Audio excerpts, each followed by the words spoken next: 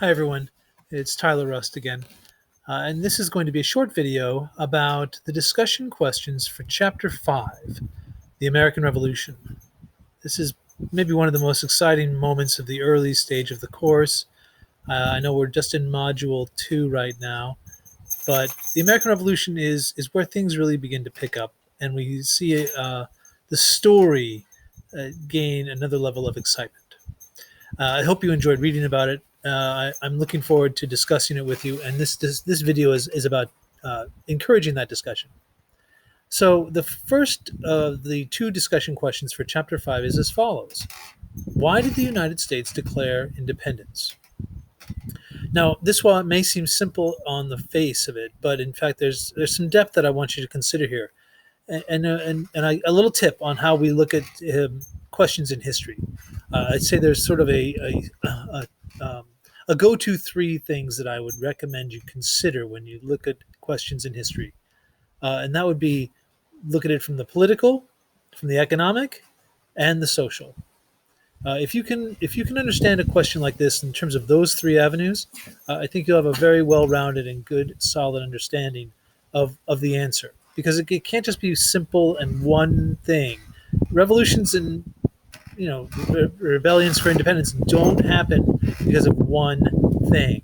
We have to understand a broader context. And so, with the United States declaring independence, you have to consider the political ramifications, which were the changes in political representation that the king had put forward after the period of salutary neglect, when the British Empire was desperately needing more money and needed to tax the American colonies. And so they took away the power of the colonies to tax themselves and to rule themselves.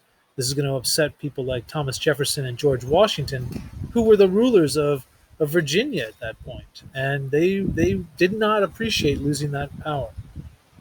Economically, of course, the taxes are a big part of the story, and knowing the taxes is one thing, but really the taxes are a discussion, an action and a reaction, going back and forth between the king and the colonists. The king would put a tax in place, and the colonists would refuse to pay it, or become more violent, and the king would put another tax in place, or another declaration, and that would lead to more violence and more rebellion.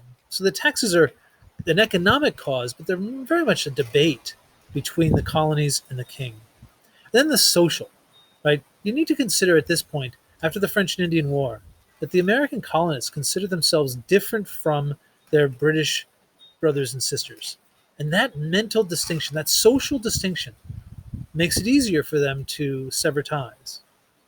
Now, the second question is how did the United States win the war? That's a typo. I have to change that. How did the United States win the war?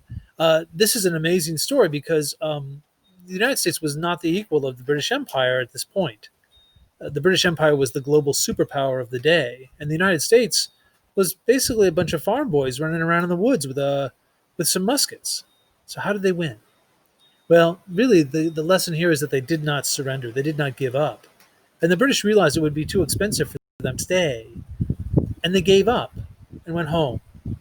And one of the things that influenced them in that decision was the emergence of France, the entry of France into the American Revolution, which then to really tipped the scales. They didn't have the money, the time, or the effort necessary to reconquer the American colonists, and then the British found that they could get everything they needed in India, and so that really helped to tip the scales.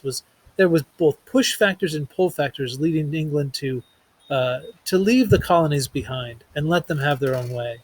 And so it's important to understand that the United States did not win the war for independence as much as the British gave up and went home. But they're coming back. Don't worry, the British will be back. We'll see them in not too long in the distant future when they come back and burn down the new capital of Washington D.C.